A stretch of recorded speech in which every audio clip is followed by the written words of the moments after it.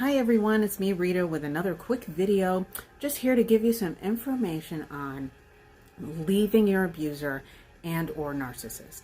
This video is adding tools to your toolbox. Now why do I say that? I'll tell you in just 1 minute. First, I need you to subscribe to this video, like this video, share this video with someone who may need this information. This is so important. Share the video with someone who is going through this situation.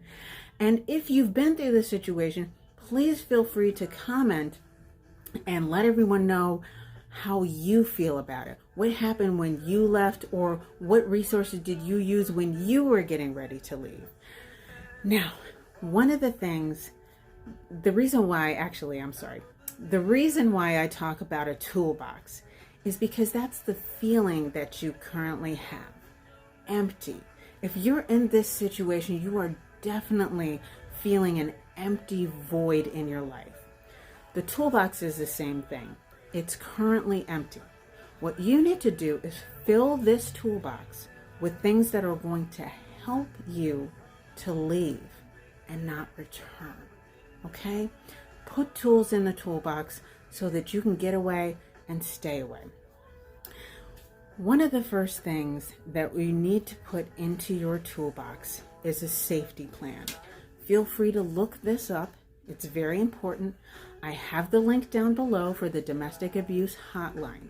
Developing a safety plan is going to save your life because, as you know, or even if you don't know, sometimes if you just try and pack up and leave, you're going to end up coming back if you don't have a plan.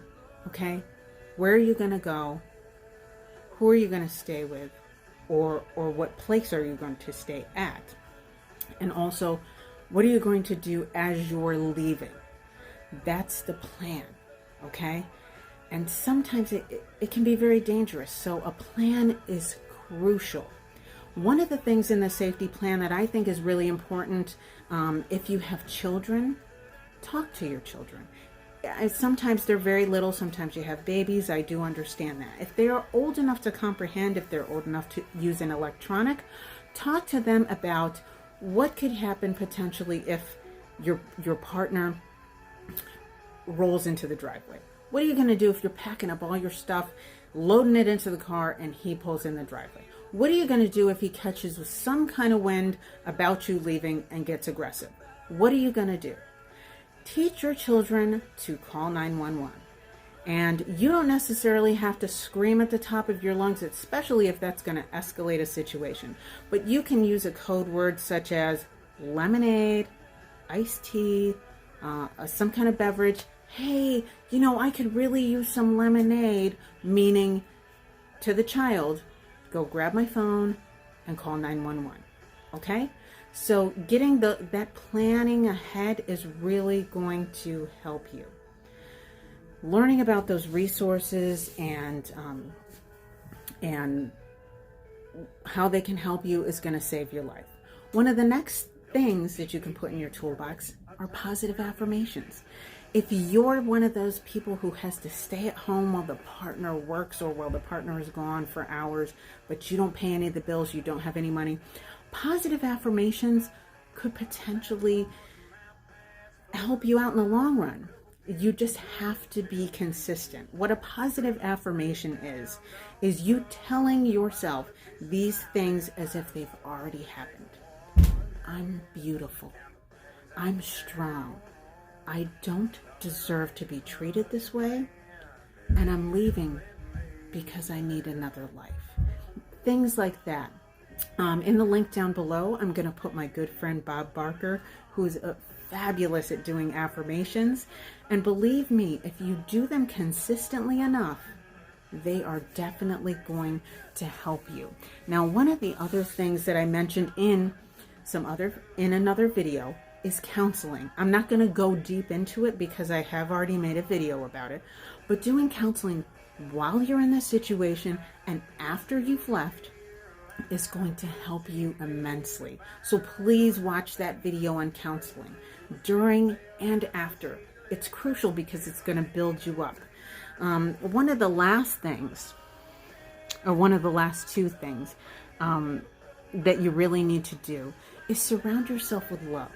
Surround yourself with people who are going to help you. You have probably isolated yourself a lot. I remember not talking to anyone, not going anywhere, saying no to everyone who asked me to do anything. And I thought that I was completely introverted, but I wasn't. It was only because of the situation that I was in. Okay?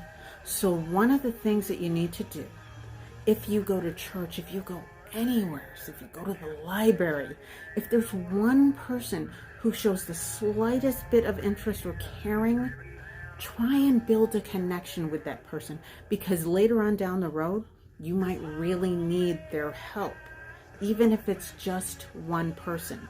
If you have a broken family and you don't have a connection with your family, this is especially crucial to find at least one person, if it's your neighbor, if it's the librarian, if it's someone in your church. I know there's a lot of mixed feelings about church. I don't want to get too deep into it. There are real people and there are fake people, okay? But you can tell when a person is genuinely interested in you as a person, when they try and talk to you, when they try and approach you, even if you don't talk to them. If, let's say, you go to church every Sunday and you miss 2 Sundays because you got beaten up, and they say, "Oh, hi, I missed you. I noticed that you haven't been here for a few weeks." That's a genuine interest. Take notice of that and use some of your intuition. Now, one of the last things that you can do is learn about your resources. Learn about those local resources. Put that tool in your toolbox, because that is crucial also. One of your resources you're going to find no matter what state you live in. There's a Catholic Charities. There's something similar to that. Here we have a Roots and Wings that provides food and shelter. There's also opportunities for whatever county. There are at least several different places in every county that can help you to get shelter, that can help you with moving on, that can help you with counseling. There are those resources, so don't say there's no hope, because there is. Okay, so those are just a few of the tools that go inside of your toolbox.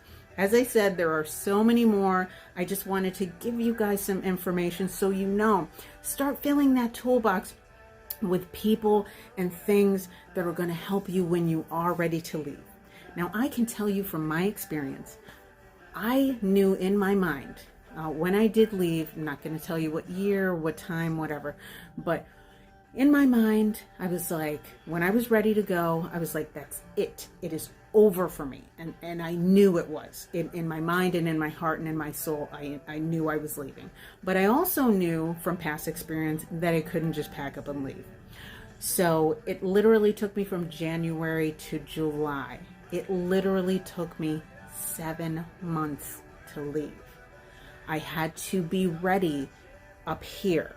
I had to be ready here, and I had to be ready, financially and physically. I had to be prepared.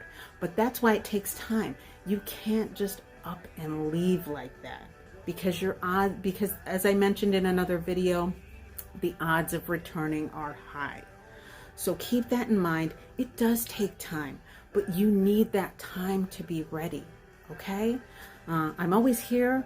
If you have any questions, if you want to leave a comment, if you need to email me, please leave a comment down below. If you need someone to talk to, I'm also always putting the domestic abuse hotline in the link, as well as the National Suicide Hotline.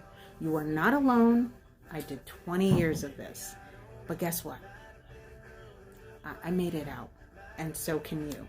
So please, my main thing is not to be widely popular. What my main goal is for you to share this video with someone who might need it. Watch it more than once if you need to. Ask questions and don't be afraid, because if you always live in fear, you're always going to be stuck in the same situation. Don't look back and have 20 years of your life taken from you. Don't look back and say, oh, my whole life is gone now. Don't do that. Get out. You can do this. Okay? Thank you so much and have a great weekend.